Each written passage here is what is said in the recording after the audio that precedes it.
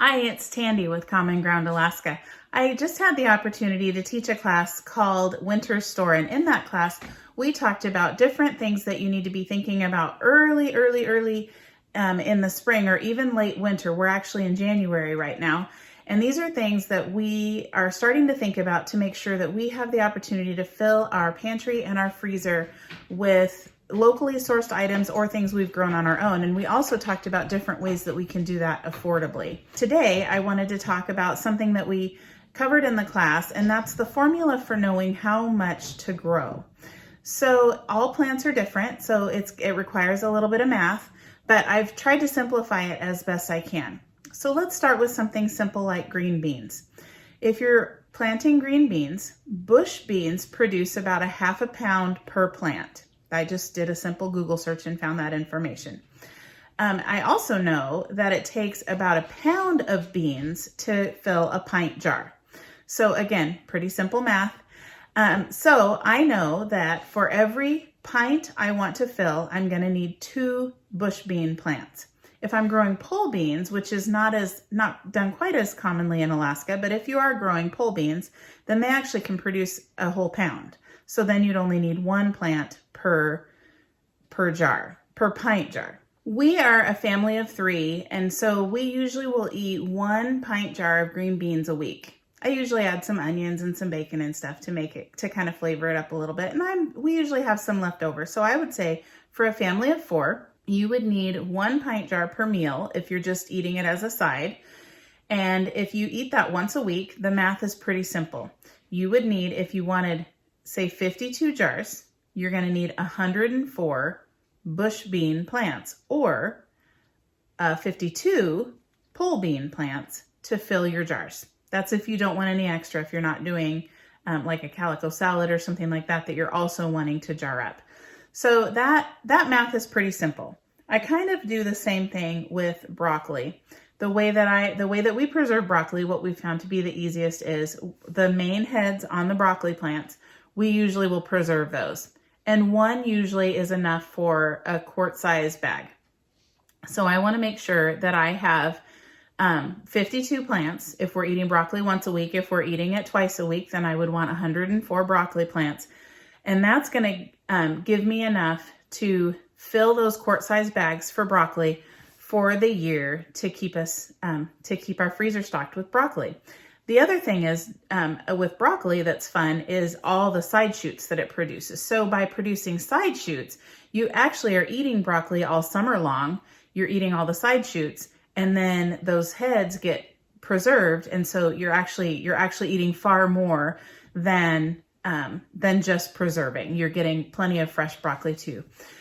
Something to remember when you're thinking of side shoots is it will take probably 3, maybe 4 plants. And this is I'm usually thinking for a family of 3 or 4.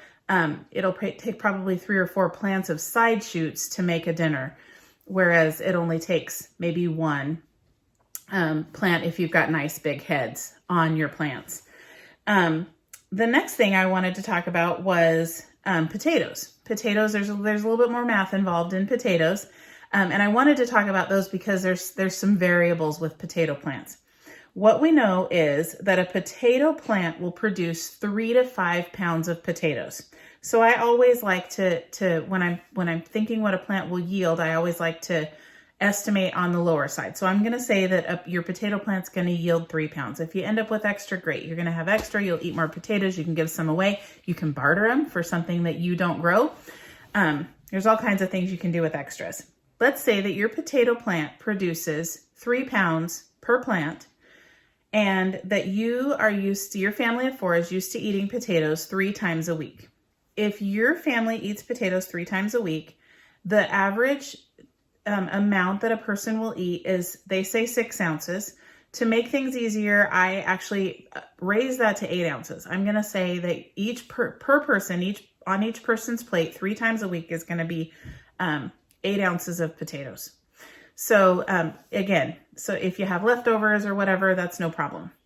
So if you have 8 ounces on your plate 3 times a week for a family of 4, that means that you are every time you eat, you're eating 2 pounds of potatoes.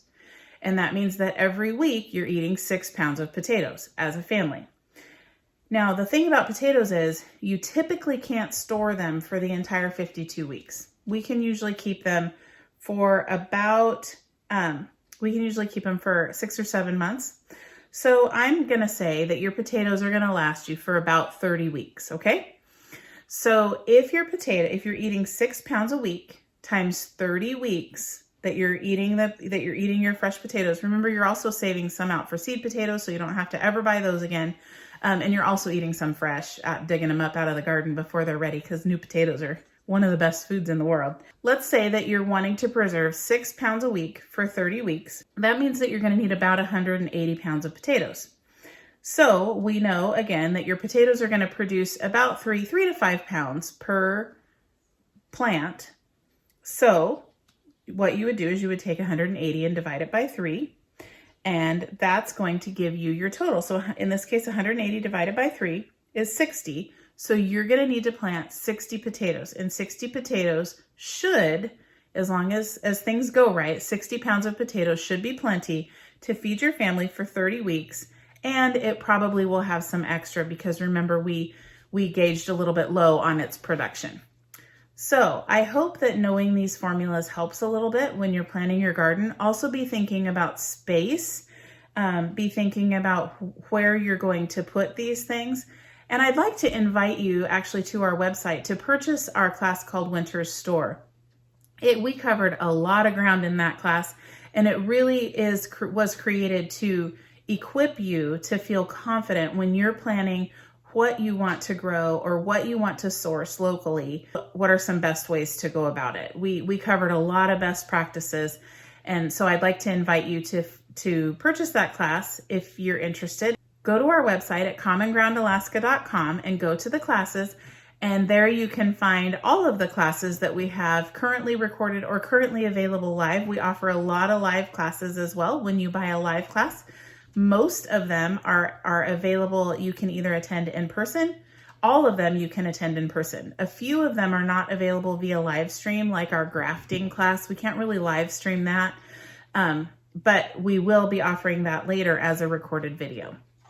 So be sure that you check out our website, and I really hope that this formula has helped you. If you have any questions, feel free to leave them in the comments, or you can find us on our socials. Common Ground Alaska is our farm, and you're welcome to send questions there. Thank you.